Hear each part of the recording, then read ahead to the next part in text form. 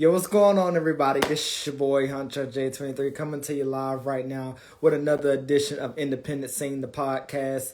I want to take this opportunity right now to welcome you guys to the platform. I am truly, as I've always informed you guys, I am truly honored to be able to be with you guys today. I know it's been a while since I've been live, but you know, I am back, and I'm so delighted and excited to have you guys with me right here in the Independent Scene podcast. So we have a very, very dope guest coming through today. He is a comedian.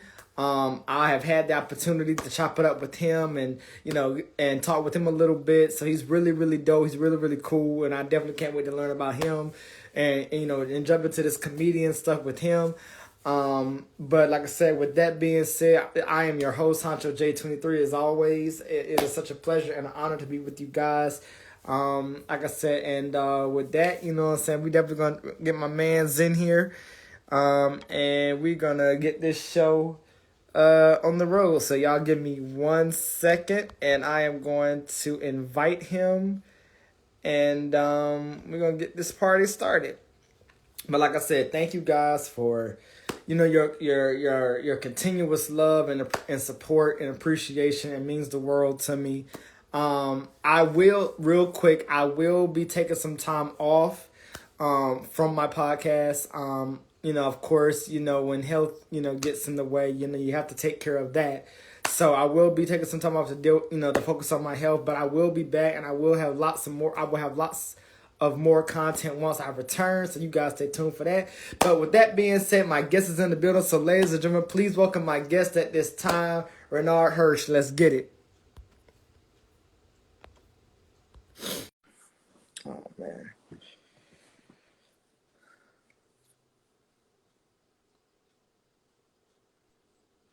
What's up with everybody? What's going on? Yeah, what's going on, brother? What's going on with it?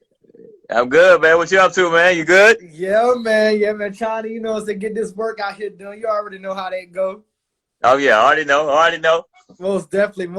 First of all, let me just say I am truly, truly ecstatic to have you. I had the opportunity of course viewing some of your content, and happened to come across a live that you did with one of my aunts, Auntie Robin Shockley, who's an aunt of mine. Oh, yeah. So okay, nice. I definitely good people.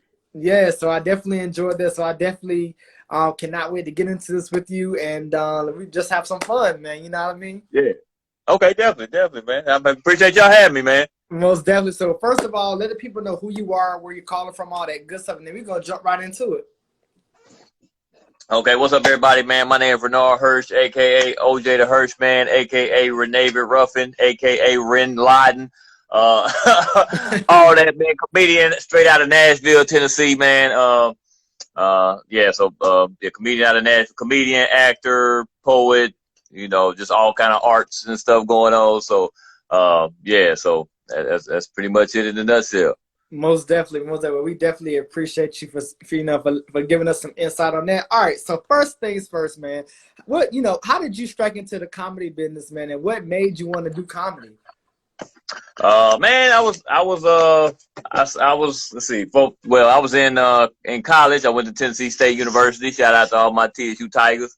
So I was at TSU. I was a business major my first 2 years, and wasn't learning Nathaniel. And so I took an acting class. Okay. And one of my so I took that acting class. I did okay in it, nothing great, and didn't really put a lot of effort into it, really. But so I was sitting in the dean's office trying to figure out what I'm gonna do with my life, and then that same teacher came in and asked me. She was like, "Hey, we doing my teacher, Miss Kimberly Lamarck, shout out to her."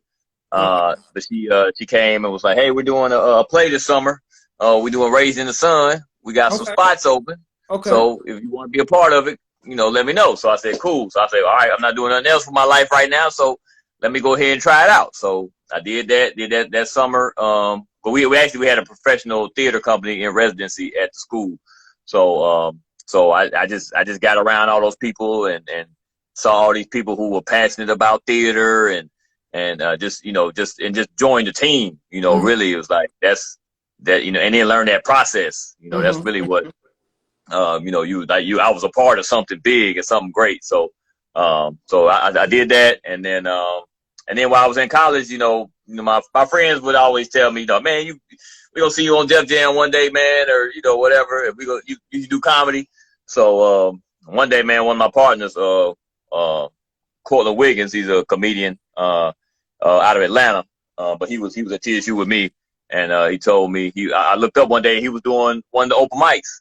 Okay. And so me and him used to always talk about how much we love comedy. So I was like, oh man, this is cool, man. I need to be trying to do this. And he was like, man, quit saying you're gonna do it and do it. Right. So I was like, all right, yeah, you're right. So I was like, so then the next week I went to an open mic, checked it out, and then I left the open mic. I was like, man, I can do better than these guys. Right. And then came back next week. Did not do better than those guys, Okay.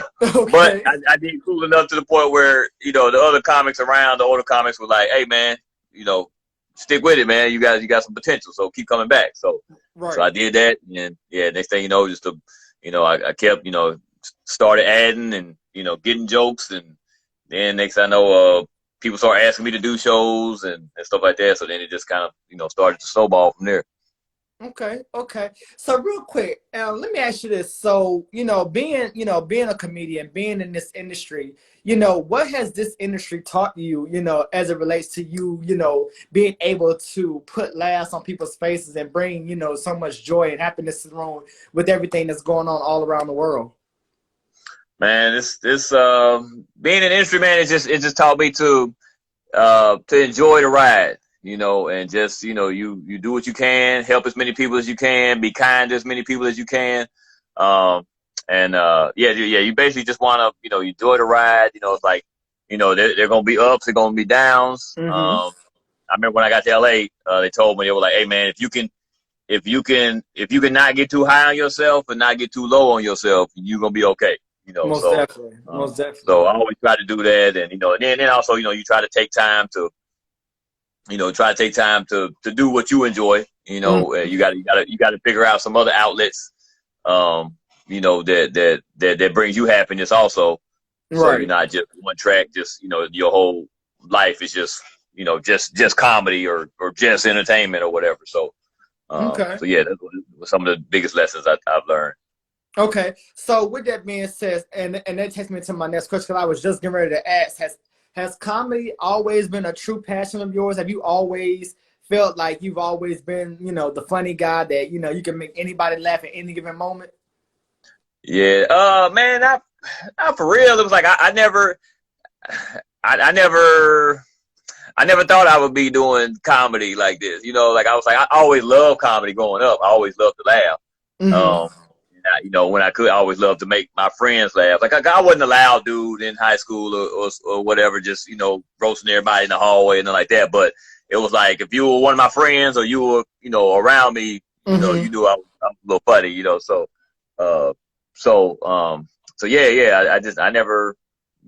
wasn't something that I had envisioned, Okay. but once I started acting and doing theater, and then that kind of, it sent me on this path. So I was like, you just hope and pray, pray to God that that you're on the path that He wants you on, and then you can, fulfill your life purpose.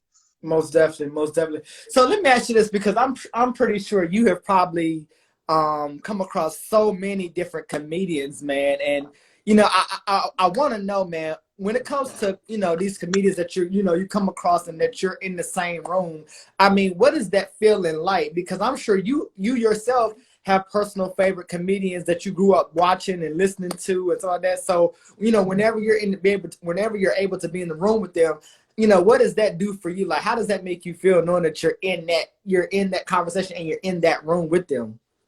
Yeah. I mean, it's definitely humbling, definitely exciting, to see the people that you grew up watching. It's like when you especially when you first start, it's like, when you first start working with you're like, oh man, I grew up watching you on comedy. Like I met, some comics I meet, and they're like, hey, nice to meet you. I'm so and so. I'm like, man, I grew up watching you. What are you talking about? I was like, I don't know who you are.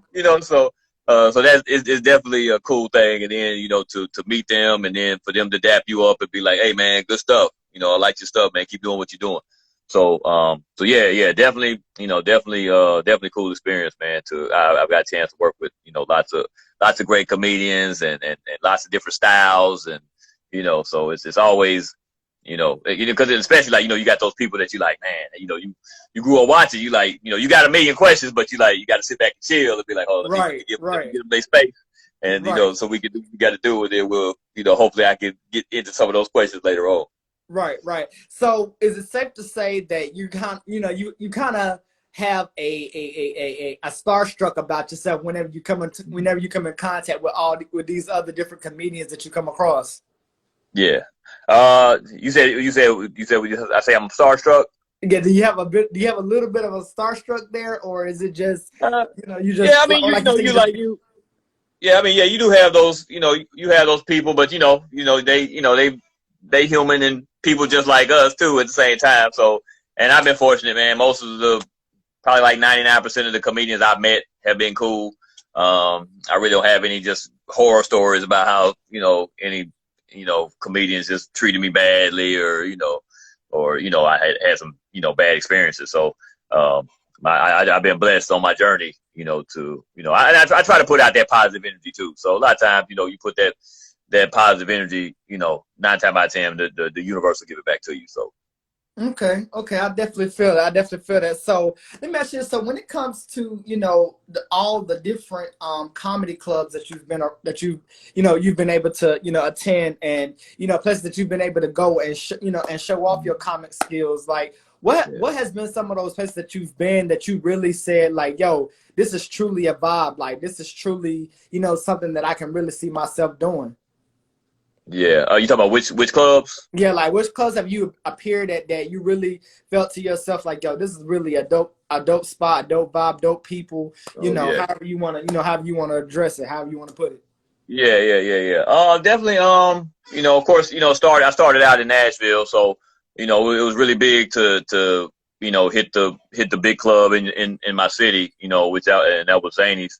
So when I got a chance to perform there, I was really excited and really happy to do that and feel like you're making moves and and then also Tampa did Side Splitters, definitely one of my club that I still work a lot today, and they always treat me really great, and Tampa's just one of those cities where I like the improv there too is good.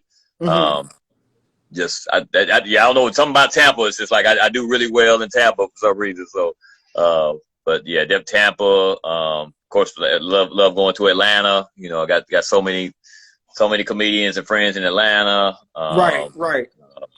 Memphis is always like a second home to me. Right. Louisville. I definitely have to send a shout out to the Comedy Caravan. In Louisville, that's the first club to ever feature and headline me. Give me a chance to feature and chance to headline. So that's definitely a city that I love to come to. All the comics are, they my brothers. So it's always great to chop it up with those dudes too. So. Most definitely. I live Chicago has some. I lived in Chicago for a while, so doing jokes and notes was was great, cool to see that, so a lot of the, people who are big stars today were around then when I got there. So, like the Deion Cole, Lil Rel, Hannibal Buress, all those guys were still, were around doing shows around Chicago. So that was definitely cool and exciting to, be around during that time too. Okay. So let me ask you this then. So what city do you deem as one of the dopest cities that you've been to, that you've performed your comedy sets and really gave you, the most? So not saying every city has shown you love, but what's been that one city that's shown you the most outpouring of love whenever you came through? Man, probably I'm gonna have to say Tampa. Okay. Tampa, that's like one of my, I just connect with Tampa, really, really tight, and I always have a good experience. Love going down there. So yeah, I definitely have to say say Tampa's definitely Tampa. Yeah, even Huntsville. Okay. We got a club in Huntsville, Alabama. It's one of those clubs where they lock in to my vibe, and it's always just great time, great shows. So Okay.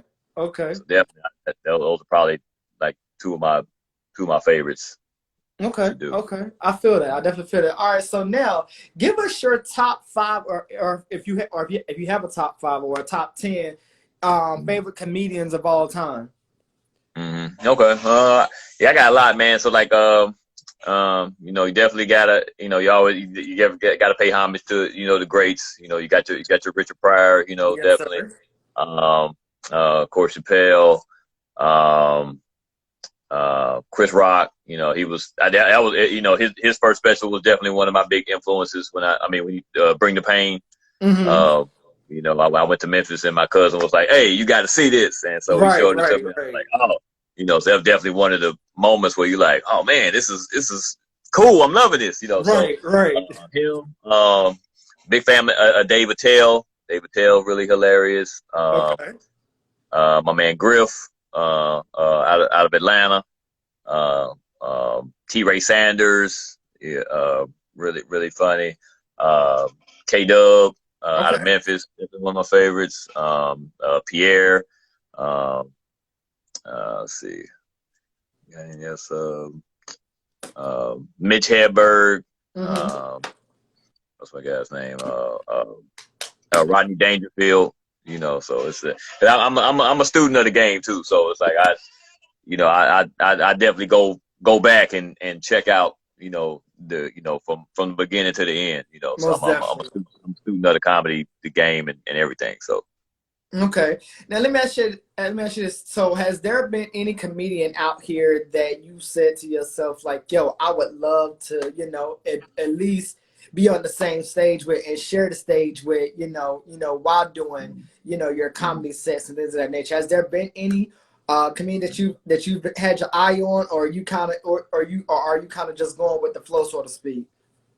You go with the flow, but it's definitely you do have those moments, I just recently got a chance to work with Tommy Davidson, so Okay. so that's like, growing up in the 80s and 90s, Living Color was just, one of the greatest Right. comedic Right. things ever to come about. So anybody that was on Living Color, I'm always like, it's like, you got to sit out there and be a student. Right. Those people's like, you definitely have questions. You're like, hey man, so what was it like doing this scene? Oh, you remember this character you did? So yeah, you got guys like that.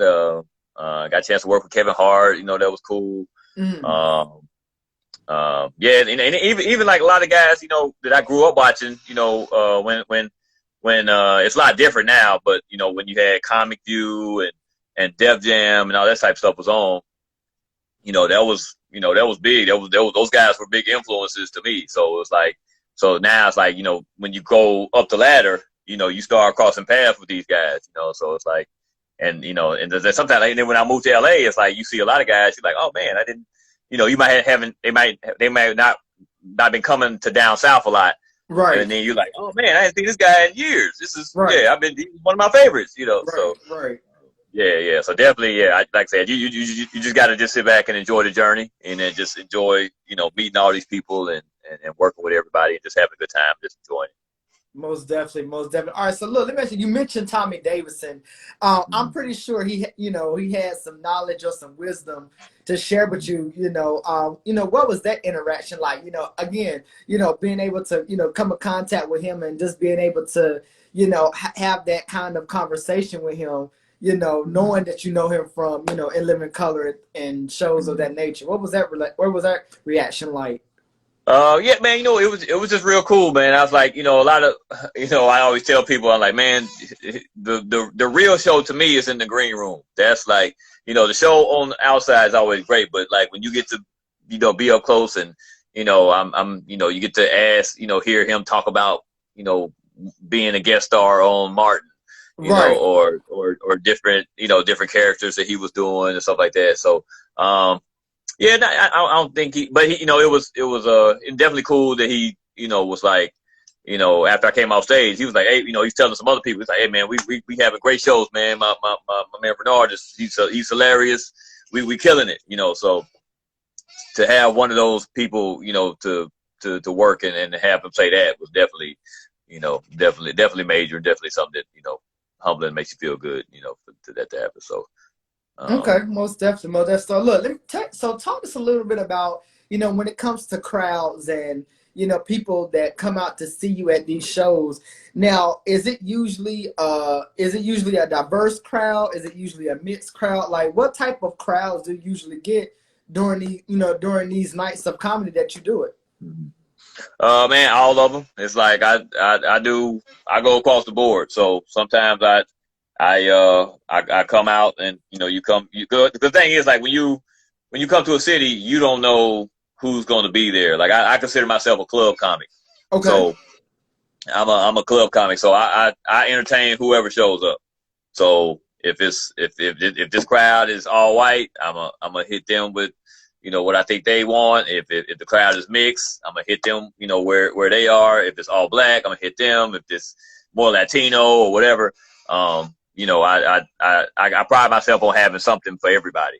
Okay. So and I knew I was fortunate when I started in Nashville.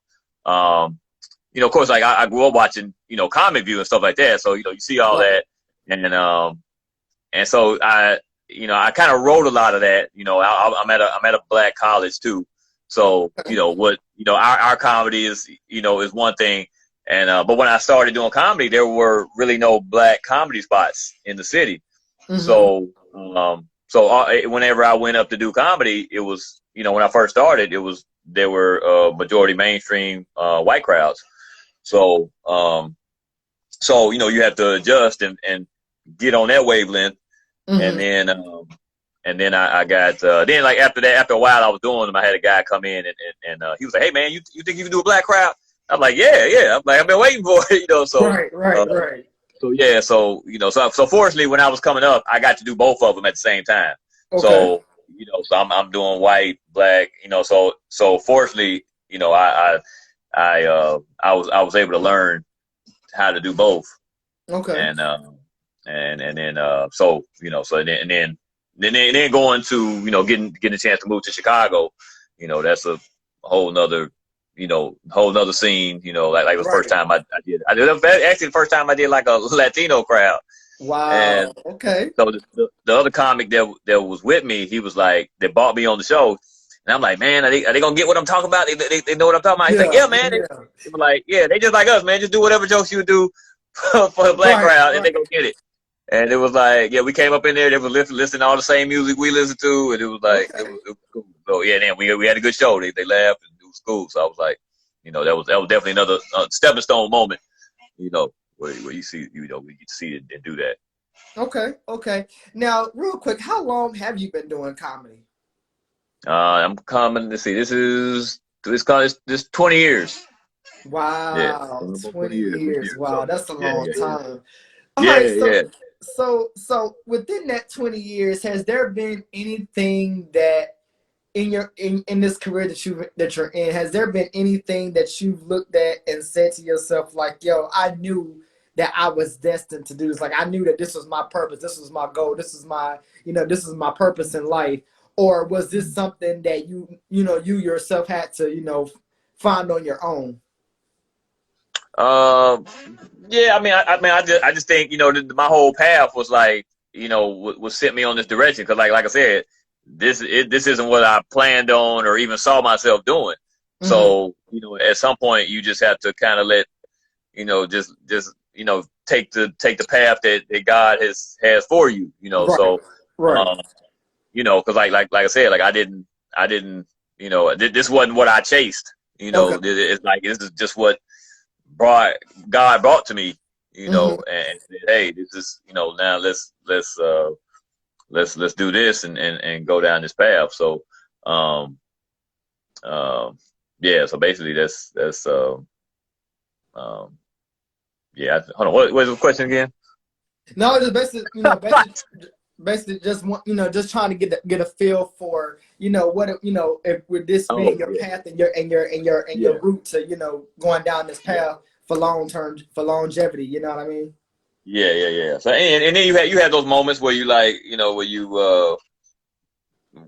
like, you know, like the first time when I filmed for Comic View, they were having auditions in Atlanta. Mm-hmm.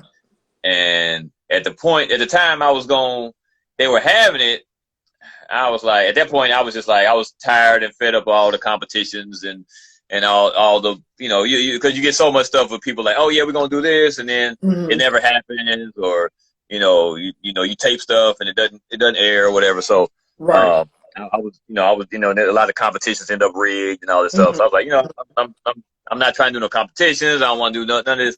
So, and then one of my partners had called and they were doing the auditions in Atlanta, and he was like, hey man, I'm going to do the auditions in Atlanta. You want to go? And he was like, yeah, I gotta come to Nashville anyway. You can ride with me. And I'm like, nah, I'm not. You know, he's like, come on, man, you might as well. So I'm like, all right, you know. So yeah, I went down and then end up, you know, being picked as one of the people that, you know, got to tape the show. So, wow. So then, you know, when that happens, you're like, oh man, this is, you know, you feel like it's really happening. You know, I'm in the studio, the cameras are here. You know, we're actually doing it. So, yeah, because that definitely was, one of those moments. And actually, where we had the auditions was at it wasn't the exact same spot, but same club. But that club I had done like a couple years before and had got booed in. So it's like one of those things where you overcoming that demon.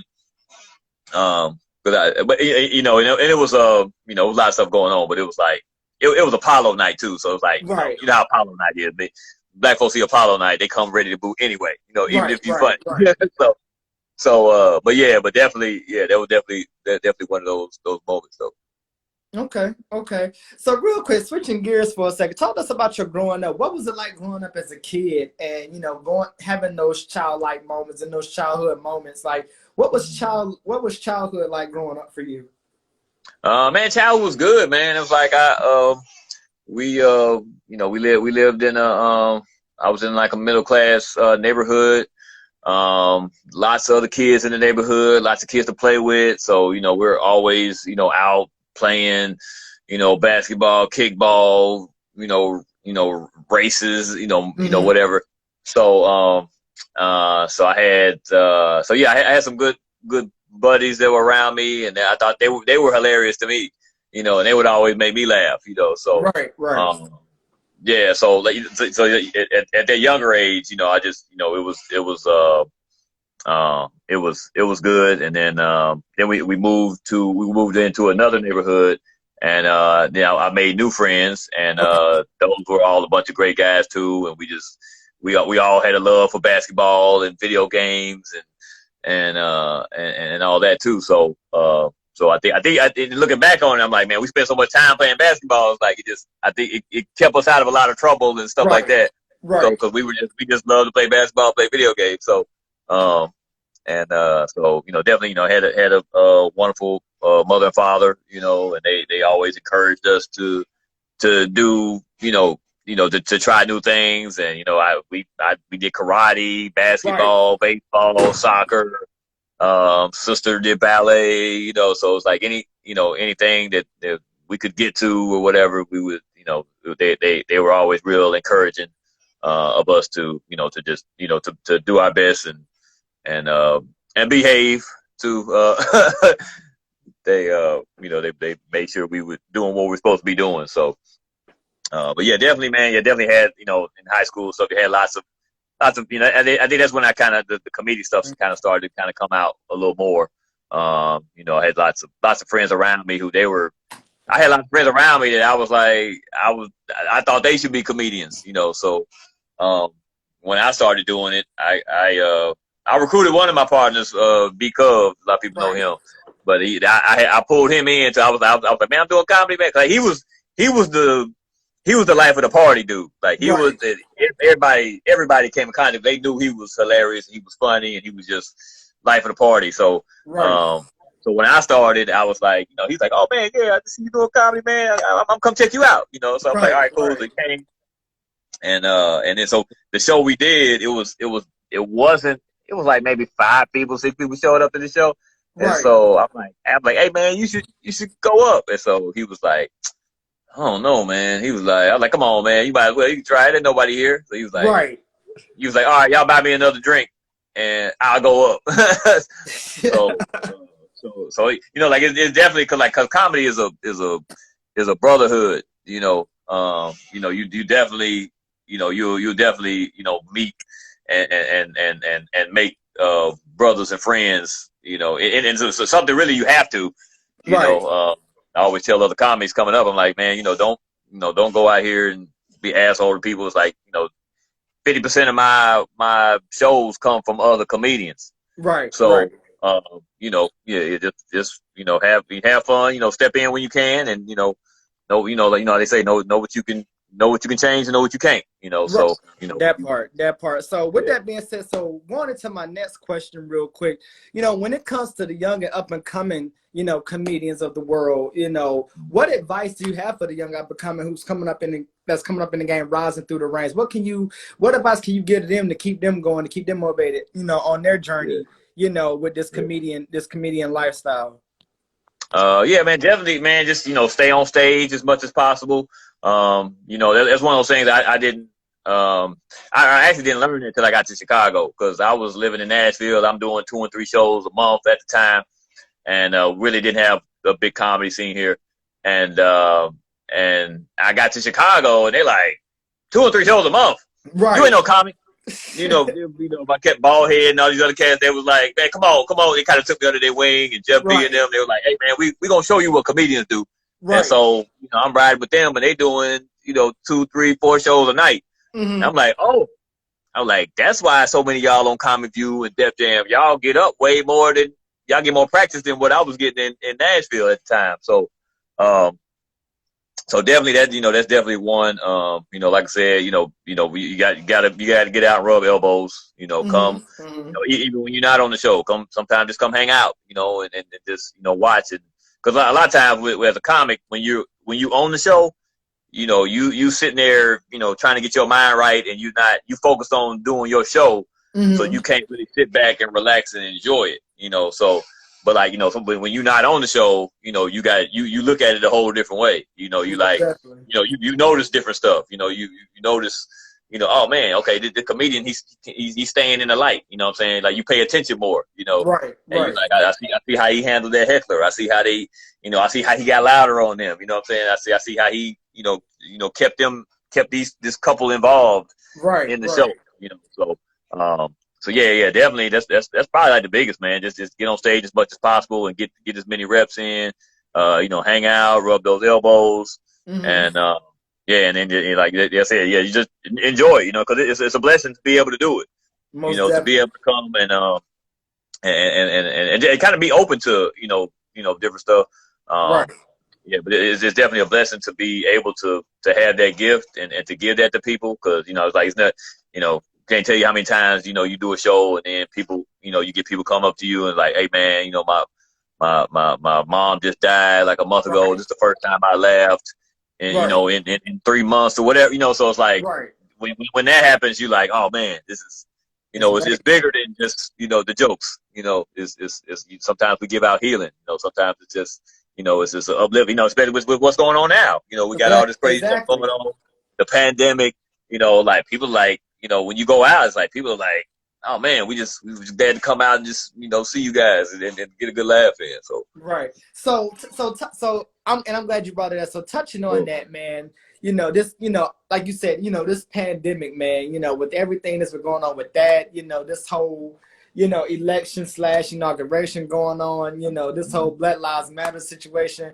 As a comedian and as a Black man, like, how have you been processing all of this? How have you been dealing with all of this? And how have you been able to still be able to be yourself in the midst of all of this chaoticness that's going on? Yeah, I think it's been. I mean, it's been tough, especially starting out, because you just like, when everything shut down, you're like, wait a minute, no.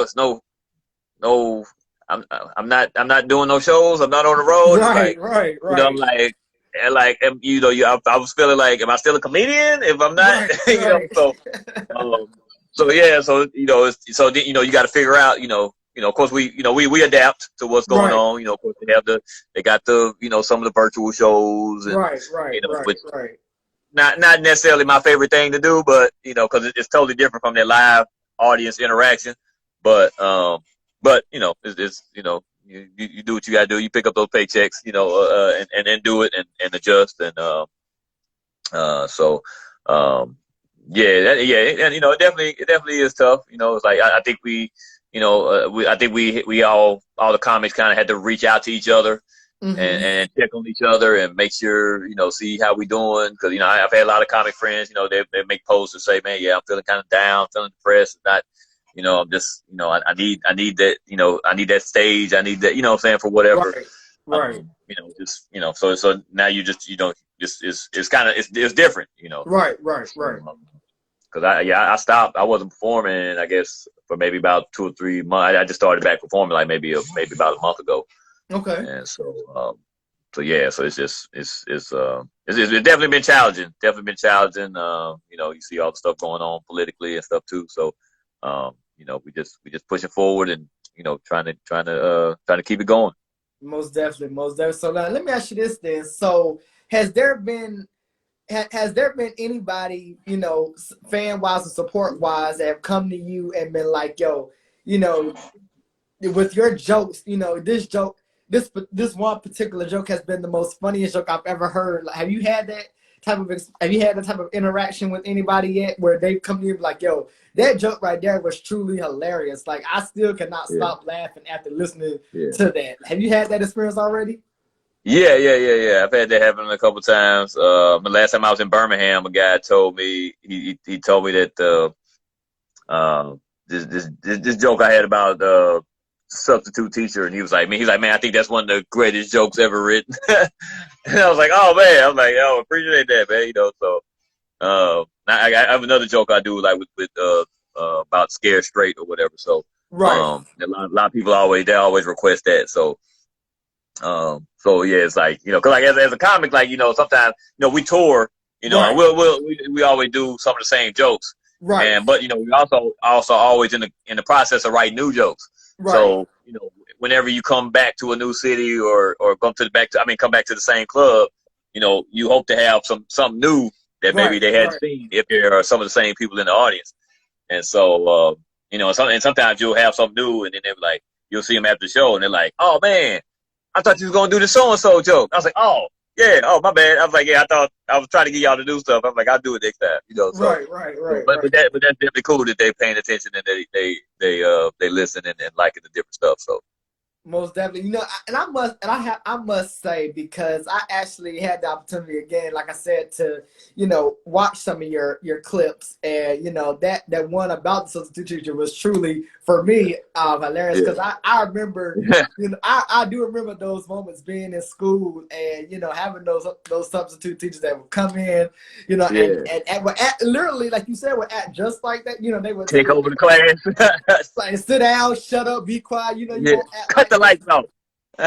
Right. So I definitely can attest to that. So I definitely Yeah, enjoyed that. And yeah. so let me ask you this. So when it comes to creating, new material and new content, is that usually a hard thing for you to do, to come up with new content, or does it usually just come right off the dome? Yeah, can it can come both ways.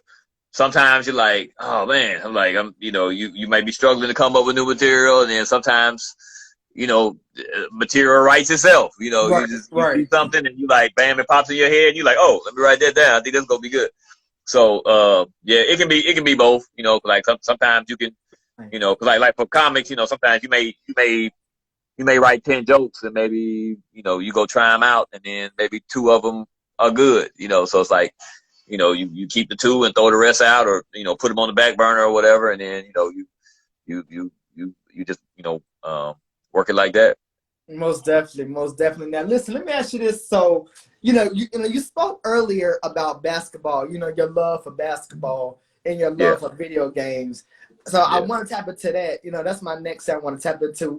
When it comes to sports, who has been your favorite basketball team, and who are you rocking with? in this sports arena. Yeah. Okay. Well, my favorite player is out right now, so I'm a Klay Thompson fan. So Okay, okay. he been gone for the past 2 seasons or whatever. So but of course, yeah, I was definitely rocking with the Warriors. Okay. They're not doing so hot right now, but Right, they'll right. be back. They'll be back hopefully next season. But yeah, I mean, definitely, I got lots of favorites. I love watching Kawhi. I love watching James Harden. It's so many. I mean, it's the game has changed so much. Of course, I grew up in the 80s, 90s, so Right. I'm a Jordan fan. Right, most definitely, So, most definitely. but yeah, but it's been it's a different game now, so it is kind of cool to watch these dudes throw up 45 threes in the game and hit 20 of them or Right, whatever. So right. It is. That it is. just a little different, but yeah, definitely, I definitely Ja Morant. I like watching him. Mm-hmm. Yeah, still Kevin Durant, still Kevin fan. Jimmy Butler. So it's Okay. lots of guys. I enjoy watching all the different people and personalities in the league. It just makes it interesting. Okay. So, of course, I got to bring up the obvious. So, of course, we recently this year had the Los Angeles Lakers take them 2021 championships. What was your response and your reaction to that? Seeing them, once again take the chips and LeBron, once again showing his dominance. Yeah. My reaction to that was it don't count. Put an asterisk by that season and that championship. Okay. Okay. No, it was let's see they played Miami. Yeah. Right. Yeah, I didn't. Yeah, Miami. I always hated when I know it's part of the game, but I hated when they get to the championship and then major pieces of the teams are out. Right. Like anytime I agree. yeah, I know Miami was missing like 2 players. Right. But I always want to see everybody. I want to see the 2 people compete at their best. Right. So Right. but I know that's part of the game and that happens. Of course that happened with LeBron. He got to the championship and Kyrie's out. Right. And it's not it's not quite the same. Right. But Right. I agree with that. I totally agree. All right. So switching gears. You also, brought up, you're a big fan of video games. Now, what video games have you grew up playing and been a fan of, and what video games do you enjoy? Yes, I was like, growing up, of course, like Nintendo. We on the Mario Brothers, the Double Dribble. Okay. The Contra. So we did that, and then we came to upgraded to the Sega Genesis. Okay. And that really was my favorite. You had Sonic the Hedgehog, the NBA Live series, like 94, 95, 96, 97, all those. Because I was that and the NBA Jam. NBA Jam, when they came out, those were my 2. I couldn't get beat because I had one of my favorite players was Tom Gugliotta from Okay. he played for the Bullets, and he was a good player. And so what I did, I created this all white team on NBA Live. You can make the team, so it's like him, Keith Van Horn, and Arvydas Sabonis. And then I would beat the crap out of all my friends with these guys, and they're like, "Who are these people? What?" And so they were making people more mad to lose. Right. But it was definitely fun, man, because kids in the neighborhood, we were always going back. We would roast each other and joan each other while we playing and try to make each other mad and all this stuff. So, so that the NBA Jam was definitely I love Mortal Kombat, Street Fighter. Okay. I love those fighting games. Mike Tyson Punch Out, definitely iconic. Video game came out. I played a little bit on PlayStation, a little bit, but after that I kind of dropped out. It was like because it got to the point where it's like like the football games, like if you ain't play football, some of the games you couldn't play. Right. They got to the point where they had what was it? Dynasty mode, where now you got to the price of hot dogs in the stand. I'm like, oh, I'm not trying to deal with this. This is I was like, this too much.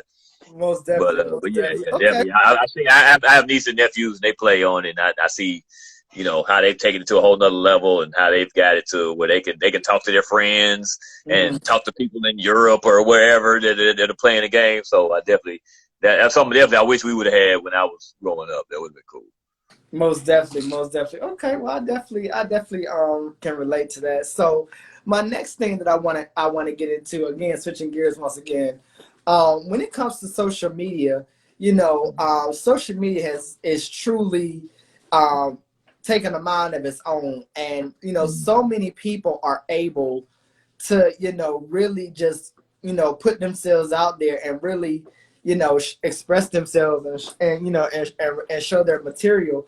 So what I want to know from you, being a comedian, what is that like, receiving all of that love and outpouring from social media? Man, it's definitely yeah, it's definitely yeah, it's definitely beautiful, man. Just to to be able to connect with people. It's made the world a lot smaller now. So it's like you can connect with if you go to another city, you can like when I first moved to Chicago, I was able to get on MySpace back in the day and like look up comedians in Chicago area and was able to Right. reach out to people and say, hey, what's up? I'm a comedian in town. Any shows you can suggest or whatever. So that was, and then, yeah, so that was definitely a cool thing. And like now it's like, because it used to be like you had to move to New York or LA or something like that to make it big or to get your name out there. And now with social media, you can pretty much do it from where you're from. So if you got a team of people around you that can get you some skits out and you can Right. post some funny stuff, and it's like you definitely can make a name for yourself and get your stuff out to on lots of different platforms. Most definitely, most definitely. All right, so let me ask you this. What are some of your goals and aspirations for 2021? Now with 2021 being here, what other things do you have set up that you want to accomplish this year in 2021? Yeah, definitely want to get. I'm in the works of getting my podcast up together, so Okay. so just want to step up the podcast game. Yeah, just get out to some more places. I like last year, I was like I wanted to do more comedy festivals Mm-hmm. and more competition, just get out a little bit more. And I actually got accepted to two comedy festivals this Okay. year, and to the one in Memphis and the Okay. one in San Diego. Okay. And then, but they were like, the one in Memphis was canceled, and the one in San Diego, they were like, yeah, I'm thinking, oh, I'm gonna go to San Diego. It's gonna be cool. And they're like, Right. yeah, but it's COVID, so we're gonna do it virtual. So I'm like, oh crap.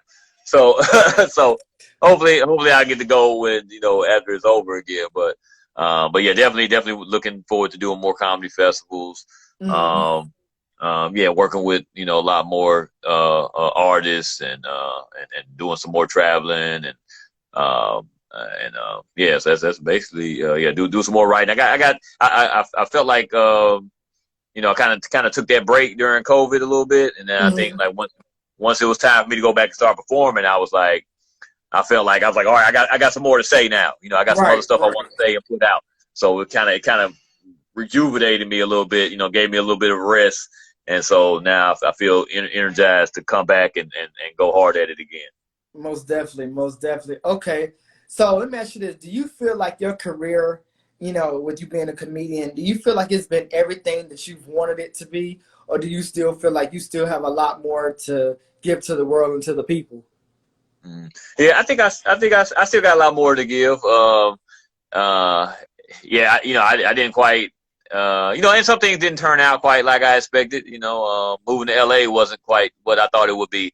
Hmm. Um, just because I moved out there at the just perfect wrong time. Like as soon as I got to LA, the writer strike hit, and it just kind of it drew a lot of entertainment work in Hmm. general just dried up. So it was like so when I was out there, I ended up just kind of flying. I was flying back to Chicago and back to Nashville to do shows, to Okay. pay the rent, and to just to be in LA or whatever. So so I kind of wish I would have gone at a different time, and Okay. I think it maybe would have been different. But But I think I'm one of those people who thinks everything happens for a reason. So, um, um, yeah, so I was able to come back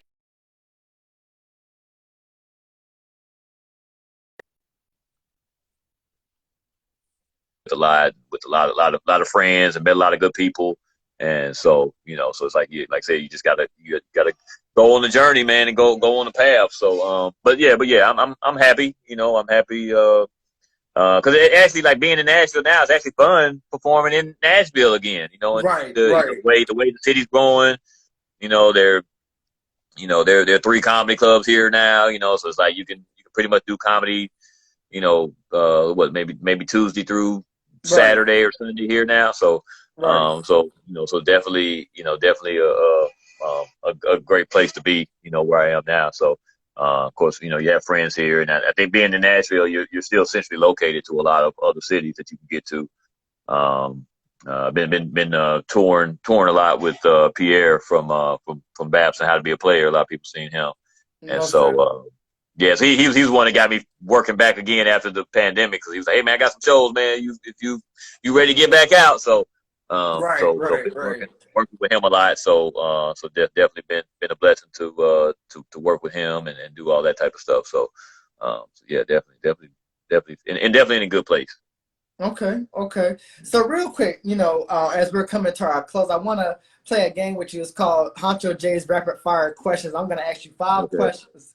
Okay. Excuse me. I'm going It's to been ask an you hour already. Hey, this was quick. Yes, sir. I'm going to ask you 5 questions. You must be a good interviewer. Yeah, I try to be. I try to be.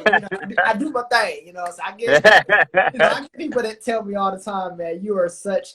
You're so in tune. You're so genuine. With your podcast. So Yeah. that's what I try to be. And I try to present as much great content as possible. To the people, so that way they can always be inspired and always being able to gain this wisdom and this knowledge. You know what I'm saying? Yeah. Yeah. All right, so real quick, with these rapid fire questions, like I said, it's 5 questions, and we're gonna get right into it. So first question, Right. what's your favorite destination place? Favorite destination place? New Orleans, Louisiana. All right, your favorite car? The Monte Carlo SS 88, with the T top. Okay, favorite movie? Devil in the Blue Dress Favorite with Denzel comedian? Favorite comedian? I don't know. Let's see. Yeah, let's see. I'm gonna go with Chris Rock. I'm gonna go with Chris Rock. Okay, and lastly, your favorite food? Favorite food? I'm gonna say char grilled oysters. Okay. All right. For y'all, just a little insight on who Renard is. All right.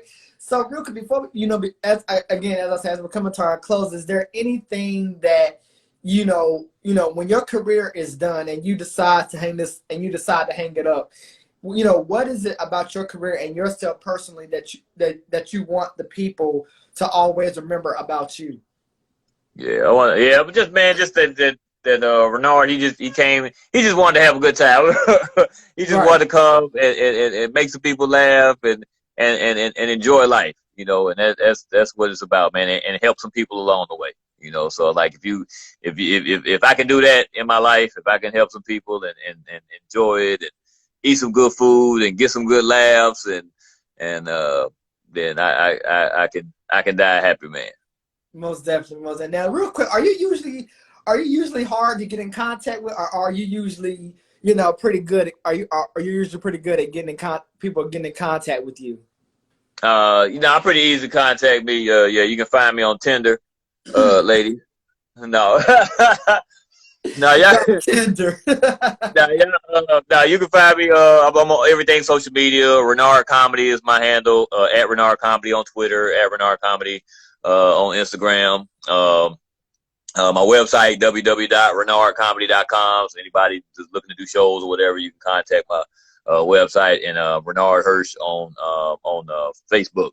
Most definitely. Okay. Yes, I'm pretty easy to get it, and it's not too many Renard comedians named Renard, so I ain't I ain't hard to find on Google. So y'all can get in touch with me if anybody needs it. So Most definitely. Most definitely. Now, what can us fans and supporters be on the lookout for from you? Or can we expect to see you doing any shows, moving forward in 2021? Okay. Yeah, definitely. We got. I'll be. So this week coming up, I'll be in Jackson, Mississippi, at Chuckles Comedy Club.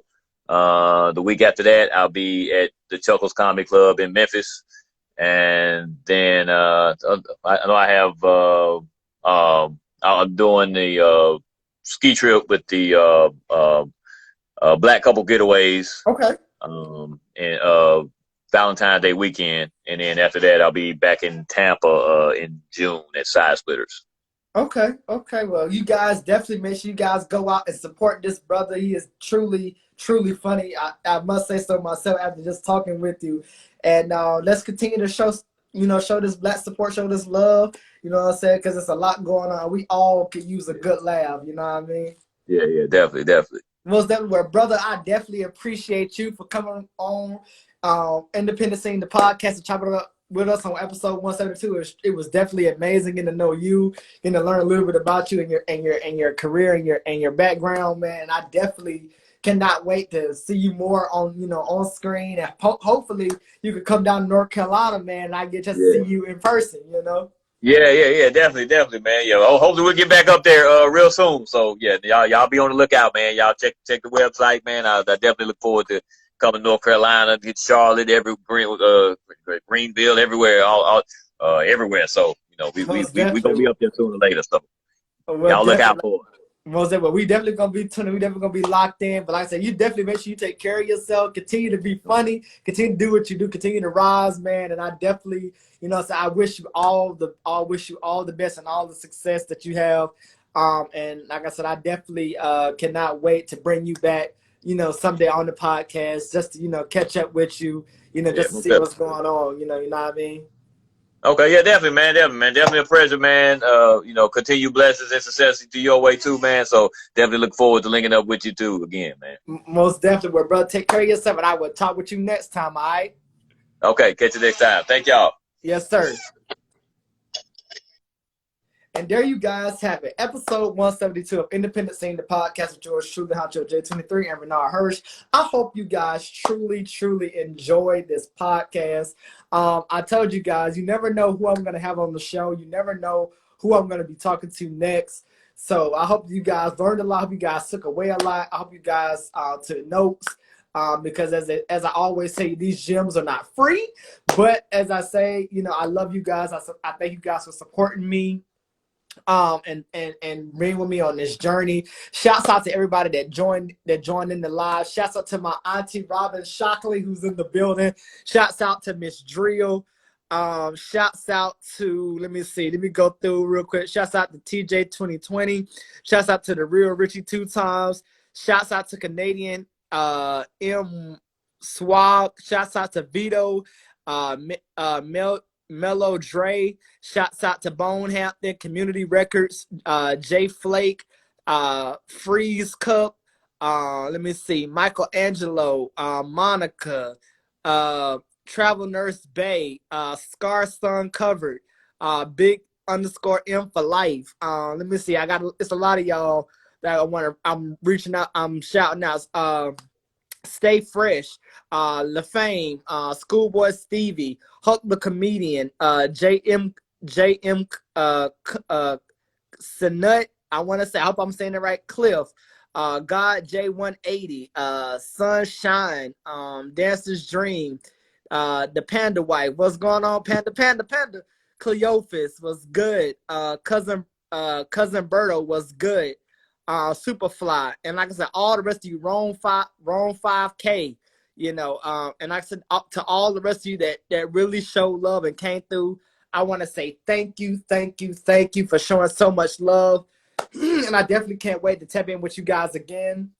As I said at the top of the show, this probably will be my last podcast live for a few weeks, because I'm taking some time off to, handle some personal things, but I will be back, no sooner than you think. So you guys stay tuned. I have, if you guys want to see more content like this, you can go to my YouTube page at youtube.com/HonchoJ23, or you can listen to me on Saturday nights on Onyx Urban Radio, where my podcasts are streamed live on the airwaves. It's on Saturday. It's Saturdays from 8 to 9 p.m. So you guys can catch me there, or you can catch me on YouTube, or you can catch me on IGTV, where most of the majority of my episodes are there. So if you guys want to lock in with me, tap in with me, please feel free to DM me, and we can get these episodes and we can get these podcasts in. I definitely look forward to topping it up with each and every single one of you. I've enjoyed every single one of you. And yeah, man, like I said, let's just stay safe. Let's stay blessed out here. Let's stay prayed up, because you guys know it's a lot going on with these vaccines, that they're talking about. This election is going on. And so, we definitely got to, protect ourselves and keep ourselves safe. At all costs, make sure you guys are, wearing your mask, wearing your gloves, make sure you have your hand sanitizers. Make sure you're doing everything you can to protect your families and everything like that. But like I said, that has been my time. I am truly, truly, again, I am so grateful and thankful to be able to have been able to bring this podcast to you. Once again, shouts out to Renard Hirsch for being such a dope guest on Independent Scene episode 172. It was definitely amazing. And if you, like I said, this episode will be going up on YouTube for you guys that missed it during the live. So make sure you guys stay tuned for that. And I will see you guys next time on another edition of Independent Scene, the podcast. I love you guys. I love you. I love you. I love you. And I thank you. And I will see you on another edition of Independent Scene, the podcast. This is your boy Honcho J23, and I'm out. Have a good evening, guys.